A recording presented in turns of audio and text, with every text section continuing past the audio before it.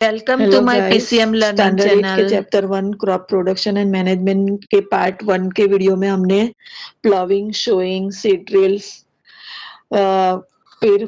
हमने रबी क्रॉप और खरीफ क्रॉप के बारे में समझा था। आज हम पार्ट 2 कर रहे हैं। हमारा थर्ड स्टेप जहाँ से बाकी था एडिंग मैन्योर एंड फर्टिलाइजर, वहां से हम स्टार्ट करेंगे। तो सबसे पहले ये समझेंगे what is a manure and fertiliser. What is called manure fertiliser? Substance which are added to the soil in the form of nutrients for the healthy growth of plants are called manure and fertilizers. It is very important for the growth of the plants or crops growing. Crops need lot of manure and fertilizers. It can be added using organic and natural substance. Manure is a organic substance. ये जो manure है वो organic substance है। वो बहुत ही adding manure and fertilisers is a very important process because इससे ही हमारा जो प्लांट्स हमने ग्रोन अप किया है उसकी क्वांटिटी और क्वालिटी दोनों इंक्रीज होती है और वो हमारे लिए बहुत ही यूजफुल होता है, बहुत ही इम्पोर्टेंट होता है। अभी मैन्योर और फर्टिलाइजर्स में फर्क क्या है? मैन्योर जो है वो यहाँ मैंने फोटो में दिखाया है, vegetable pills, fruit pills, cow dung, वो सब ऑर्गेनिक सब्सटेंस से बना हुआ होता है और वो इफेक्ट करता है, मतलब हमारे जो क्रॉप्स है उनको मिनरल और न्यूट्रिएंट्स प्रोवाइड करता है। उसी तरह ये केमिकल फर्टिलाइजर्स भी प्रोवाइड करता है, पर वो केमिकल से बना हुआ होता है। जो केमिकल होता है वो लॉन्ग लास्टिंग हमारी सॉइल को हार्म करता है, इसलिए उसका यूज, जो केमिकल फर्टिलाइजर्स है जो ब्लू कलर का हाथ में दिख रहा है, उसका यूज हमें केयरफुली करना चाहिए, बहुत ज्यादा नहीं करना चाहिए। जबकि ये मैन्योर जो है, फ्रूट पिल्स, वेजिटेबल पिल्स या फिर काउ डंग ऐसे ऑर्गेनिक सब्सटेंस से बना हुआ होता है, वो हमारे लिए हमारी सॉइल के लिए हार्मफुल बिल्कुल भी नहीं होता, वो अच्छा होता है। तो आप सोचोगे कि ये क्यों मैन्योर ही क्यों नहीं यूज करते, क्यों केमिकल फर्टिलाइजर? पर ये केमिकल फर्टिलाइजर्स इसलिए कि हमारे पास अगर समय कम हो, कम समय में अच्छी क्वांटिटी और अच्छी क्वालिटी में अगर हमें क्रॉप्स चाहिए तो हमें केमिकल फर्टिलाइजर्स यूज करना चाहिए, ताकि कम से कम टाइम में हम जल्द से जल्द अच्छे से अच्छा क्रॉप्स ग्रोन अप कर पाए। और जो मैन्योर है उसमें भी अच्छी क्वांटिटी और क्वालिटी का ही क्रॉप्स आता है, पर उसमें प्रोसेस थोड़ी स्लो होती है। तो ये दोनों में डिफरेंस है। फर्टिलाइजर्स वो है मैनमेड है, दे कैन बी ऑर्गेनिक और इनऑर्गेनिक, नेचुरल और synthetic nutrients like urea, ammonium sulphate, potash, NPK. ये सब जो है वो केमिकल फर्टिलाइजर्स हैं। They are different type of fertilisers and manure. Manure also call compost, मैन्योर को कंपोस्ट भी कहा जाता है। It is helps to make the plants, the crops grow properly. It provides perfect nutrients and minerals to crops, so we obtain good quantity crops. It is a very important, and it is increase number of friendly microbes, so it is important for the process of a crops cultivation, मतलब for the crop growth of the plants and uh, crops. Now fourth हम step करेंगे। उससे पहले इसके बारे में अच्छे से समझ ले कि ये फर्टिलाइजर्स और मैन्योर है वो हमारे जो क्रॉप्स है उसको मिनरल और न्यूट्रिएंट्स तो देता ही है, पर साथ में अंदर इंक्रीज भी करता है फ्रेंडली माइक्रोब्स को, जो हमारे क्रॉप्स के लिए बहुत ही नेसेसरी और जरूरी होता है। जो मैंने यहाँ सब ये जो पिक्चर है उसमें दिखाया है कि ये क्रॉप्स में ऐड कर किस तरह ऐड किया जाता है क्रॉप्स के साथ। इसके बाद हम हमारा फोर्थ स्टेप स्टार्ट कर रहे हैं, irrigation. There are two type of irrigation method, traditional method and modern method. First हम इरिगेशन मेथड जो है ट्रेडिशनल और मॉडर्न, उससे पहले ये समझेंगे what is the irrigation. Irrigation means supply of water to the growing crops, मतलब हम जो क्रॉप्स ग्रोन अप कर रहे हैं उसको वाटर सप्लाई करना, सिंचाई करना, पानी पहुंचाना, मतलब है इरिगेशन। तो इरिगेशन जो है उसमें हमारी दो मेथड मैंने बताई, ट्रेडिशनल एंड मॉडर्न। उसमें सबसे पहले हम मॉडर्न मेथड के बारे में समझेंगे। इन ट्रेडिशनल मेथड मोट, चेन पंप, या मैं पिक्चर में दिखाई है ये चारों सिस्टम के कि कौन सी सिस्टम में किस तरह से इरिगेशन, और साथ में हम एक्सप्लेन भी मैं इसमें करती जाऊंगी। तो ये मॉड, चेन पंप, डेक्ली एंड राहत, ये जो मेथड है वो ट्रेडिशनल मेथड है। उसमें सबसे पहले मॉड के थ्रू किस तरह इरिगेशन किया जाता है। तो in mode person is taking out of water the well and pouring with his hand. It is take more time and human effort. इसमें क्या होता है कि जो पर्सन है, मैं यहाँ पिक्चर में भी दिखाया गया है, जो पर्सन है वो कुएं में से पानी कोई सब्सटेंस ठीक से निकालता है और वो फिर पॉर करता है, खेत में पानी पहुंचाता है। इसी तरह वो बार बार वो प्रोसेस करता है, पानी कुएं से निकालता है और खेत में प्लांट्स और क्रॉप्स तक पहुंचाता है। इसमें बहुत ज्यादा टाइम जाता है, ह्यूमन एफर्ट भी जाता है। उसके बाद है हमारा chain pump. Chain method make a chain with the help of the chain the water falls and it reach the field. Chain pump में यहाँ पे आप देख सकते हो कि एक चेन बांधी गई होती है, चेन के थ्रू पानी को निकाला जाता है और वो पानी फील्ड तक पहुंचाया जाता है। उसके बाद है हमारी थर्ड और fourth method, dhekli and rahat. In dhekli and rahat the bullock is made to rotate the lever. यहाँ देखिए आप, ये बुलॉक जो है वो इस तरह राहत के साथ जुड़ा है, मतलब ये राहत सिस्टम है उसमें जोड़ा जाता है और राउंड राउंड रोटेशन उसको घुमाया जाता है। The bullock is made to rotate the lever and this water gets chain out of a instead the palm, so it is more important chain and the rahat are the old method. तो ये जो chain और राहत है वो दोनों important और old method है।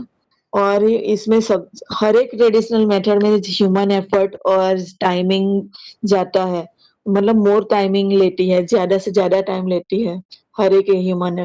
पर ये जो राहत मेथड है और चेन मेथड है वो सबसे पुराने मेथड है और उसमें सबसे ज्यादा टाइम जा रहा है। फिर हम आगे हमारी नेक्स्ट देखेंगे। अब हमारी next method modern method irrigation की देखेंगे, जिसमें there are two type of irrigation modern method, drip irrigation and sprinkler system. Modern method is a very costly and working by machine. They take lot of energy like electricity. ये जो modern method है वो बहुत ही costly होती है और वो machine से वर्क करती है और इलेक्ट्रिसिटी से वो चलती है। उसमें बहुत सारी इलेक्ट्रिसिटी यूज होती है, इसलिए वो बहुत ही कॉस्टली होती है। उसमें सबसे पहले हम देखेंगे स्प्रिंकलर सिस्टम। यहाँ आप फवारे जैसा देख रहे हो वो हमारी स्प्रिंकलर सिस्टम है, उसके बारे में सबसे पहले समझेंगे। Sprinkler system is very efficient. We are seeing sometimes in garden or school and park. In this method, the little droplets like rain sprinkle all around the garden or park. इसमें क्या होता है कि जो ड्रॉपलेट्स होते हैं पानी के, सबसे पहले तो ये जो यहाँ पाइप दिखाई गई है वो पाइप मोटर के साथ कनेक्ट की गई होती है और जब इलेक्ट्रिसिटी हम ऑन करते हैं तो पानी ये हमारे जो पाइप है उसमें आता है और फवारे की तरह गार्डन में चारों ओर, जैसे कि बाद हल्की सी बारिश आती है तो कैसे छींटे उड़ते हैं, ड्रॉपलेट्स, वाटर ड्रॉपलेट्स होते हैं, बस वैसे ही वाटर ड्रॉपलेट्स से पानी का छिटकाव ये क्रॉप्स पर होता रहता है। तो इसलिए इसको स्प्रिंकल होता है, इसलिए इसको स्प्रिंकलर सिस्टम नाम दिया गया है। ये जो मेथड है उसमें हम इसमें पानी का मतलब वाटर सेव कर सकते हैं। उसके बाद हम देखेंगे हमारी दूसरी modern method, drip irrigation. Drip irrigation is a very expensive method. In this method, we save water. In this system, the water falls drop by drop directly near the root. It is very, very effective. In this method, farmer will put a long pipeline and near every crops there will be source of water. at regular intervals. Water will drip in the form of droplets. So it is called drip irrigation. It is save water, energy, and it is very efficient method for crops. It is modern method of irrigation. Irrigation के इस method में farmer क्या करता है, यहाँ पे एक बड़ी जो पाइप है वो इलेक्ट्रिसिटी मोटर इलेक्ट्रिकल मोटर के साथ ज्वाइन की गई होती है। उसमें वाटर सप्लाई जब होता है तो वो बड़ी मेन पाइपलाइन के साथ ये छोटी-छोटी लॉन्ग पाइपलाइन आप फिर यहाँ देख सकते हो कि उसके साथ छोटी-छोटी लॉन्ग पाइपलाइन फार्म में कनेक्ट की गई है। वो लॉन्ग पाइपलाइन फार्मर उसके साथ कनेक्ट करके उसमें छोटे-छोटे होल बने हुए होते हैं जो डायरेक्टली रूट्स को पानी मिले प्लांट्स में। इसी तरह उसमें होल किए गए होते हैं। वो होल के थ्रू ड्रॉप बाय ड्रॉप पानी गिरता रहता है सेम टाइम इंटरवल पे। जैसे कि समझो कि अभी 1 मिनट पे ये पानी गिरा है, तो आफ्टर 1 मिनट दूसरा ड्रॉप गिरेगा।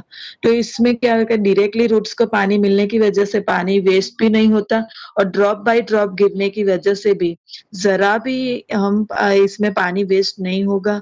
इससे कम से कम पानी में हम ये ड्रिप इरिगेशन के थ्रू क्रॉप ग्रोन अप कर सकते हैं और ये बहुत ही कॉस्टली और वेरी वेरी इफेक्टिव मेथड है। इसमें पानी बचा सकते हैं, इसलिए ये ऐसी जगह यूज़ होता है, मतलब ऐसी प्लेस पे ज़्यादातर यूज़ किया जाता है ये ड्रिप इरिगेशन, जहाँ पे पानी की कमी हो और इस मेथड के थ्रू हम ज़्यादा से ज़्यादा क्रॉप जहाँ पानी की कमी है वहाँ ग्रोन कर सकते हैं। हमारा नेक्स्ट स्टेप है हमारा वीडिंग, वो अब देखेंगे। सबसे पहले वीडिंग समझने के लिए ये समझना पड़ेगा कि वीडिंग में ये जो रिमूवल ऑफ वीड मैंने लिखा है डेफिनेशन में, आप पिक्चर में देख रहे हो, तो what is a weed? Weed किसे कहते हैं? In a field, many other undesirable plants may grow naturally along with the crops are called weeds. मतलब हमारे जो फील्ड में हमने जो क्रॉप्स ग्रोन अप किया है उसमें अनडिजायरेबल प्लांट्स, मतलब ऐसे प्लांट्स, अनवांटेड प्लांट्स जो हमने ग्रोन अप नहीं किया। हमने तो क्रॉप्स, कोई भी क्रॉप्स ग्रोन अप किया है जैसे कि व्हीट, राइस, ऐसा कुछ। एक्स्ट्रा अनदर प्लांट्स तो हमने उसके साथ ग्रोन अप नहीं किया, फिर भी वो ग्रोन अप हो जाते हैं। ऐसे अनडिजायरेबल या अनवांटेड जो प्लांट्स है उसे वीड कहते हैं। वो वीड्स को रिमूव करने की प्रोसेस को वीडिंग कहते हैं। यहाँ मैंने डेफिनेशन डाली है वीडिंग की। The process of removal of weed is called weeding. वो वीड को रिमूव करने की प्रोसेस को हम वीडिंग कहेंगे। वो इसलिए इम्पोर्टेंट है कि अगर वो हम रिमूव नहीं करेंगे तो जो हमने फर्टिलाइजर्स वगैरह डाला है या पानी दे दिया है क्रॉप्स को अच्छी क्वांटिटी और क्वालिटी में ग्रोन करने के लिए, तो वो थोड़ा तो ये क्रॉप्स के साथ ग्रोन अप हुई है तो वो सॉइल में से वो न्यूट्रिएंट्स और मिनरल्स और पानी सब उसमें से वो अपना पार्ट लेगी, मतलब उसमें हिस्सेदारी बताएगी। तो हमारे क्रॉप्स को जितना मिलना चाहिए उतना सारा नहीं मिल सकता कि उसमें, क्योंकि उसमें ये वीडिंग भी अपना हिस्सा ले, वीड्स जो है वो अपना हिस्सा ले लेती है, न्यूट्रिएंट्स अपने अंदर ऑब्जर्व कर लेती है, पानी ऑब्जर्व कर ले, तो उतना जितना वीड ने ले लिया है अपने अंदर, एब्जॉर्ब कर लिया है, तो उतना हमारे प्लांट्स या क्रॉप्स को कम मिलेगा। तो इतनी अच्छी क्वांटिटी या क्वालिटी हमारे क्रॉप्स की नहीं हो पाएगी। इसीलिए ये वीड को हमें रिमूव करना ज़रूरी है। तो ये वीडिंग की प्रोसेस को रिमूव कर, मतलब वीड को रिमूव करने की प्रोसेस को वीडिंग कहते हैं। तो वीडिंग कैसे की जाती है? Weeding can be done with the help of खुरपी, सीड ड्रिल्स और स्प्रेइंग 2,4-D। तो यहाँ देखिए, खुरपी और सीड ड्रिल्स के बारे में मैंने आपको फर्स्ट पार्ट में समझाया था। सिकल से भी वीडिंग की जाती है, जो आपने बहुत सारे मूवी या फिर खेतों में, अगर विलेज में रहते हो तो गाँव में सिकल तो देखा ही होगा जिससे भी कट की जाती है। और यहाँ स्प्रेइंग पंप के थ्रू 2,4-D स्प्रे किया जाता है। पर ये 2,4-D है क्या? What is a 2,4-D? तो 2,4-D is the toxic spray, it is kill the weeds. वो एक टॉक्सिक स्प्रे है, मतलब पॉइजनस थोड़ा होता है। वो किल्स को वीड्स, मतलब वीड्स को किल कर देता है और हमारे प्लांट को प्रोटेक्ट करता है and protect our plant. It is also affect our crops. पर वो पॉइजनस होने की वजह से, टॉक्सिक होने की वजह से हमारे क्रॉप्स को भी थोड़ी बहुत हार्म करती है। इसलिए सबसे अच्छी सुटेबल मेथड है सीड ड्रिल और खुरपी। So seed drill और खुरपी is suggested good to carry out the process of weeding. तो इसीलिए ज्यादातर लोग खुरपी या सीड ड्रिल के थ्रू ही ये वीडिंग प्रोसेस कंप्लीट करते हैं। यहाँ पे ये हमारा सेकंड पार्ट में कंप्लीट कर रही हूँ। नेक्स्ट सेशन में हम आगे पढ़ेंगे। यहाँ पे नेक्स्ट सेशन में हम हार्वेस्टिंग, ट्रेसिंग, ये जो हमारा जो भी लास्ट है हम कंप्लीट कर लेंगे पूरा चैप्टर थर्ड पार्ट में। अगर आपको मेरी ये वीडियो अच्छी लगी हो, एक्सप्लेनेशन अच्छा लगा हो, तो प्लीज लाइक एंड सब्सक्राइब करें मेरी चैनल को। और अगर कोई सजेशन हो कि आपको किस तरह का एक्सप्लेनेशन या आपकी एक्सपेक्टेशन क्या है मेरे वीडियो से या मुझसे, तो वो भी कमेंट करना ना भूलें। Thank you. जल्द ही हमारे नेक्स्ट वीडियो के साथ मिलेंगे। Good bye.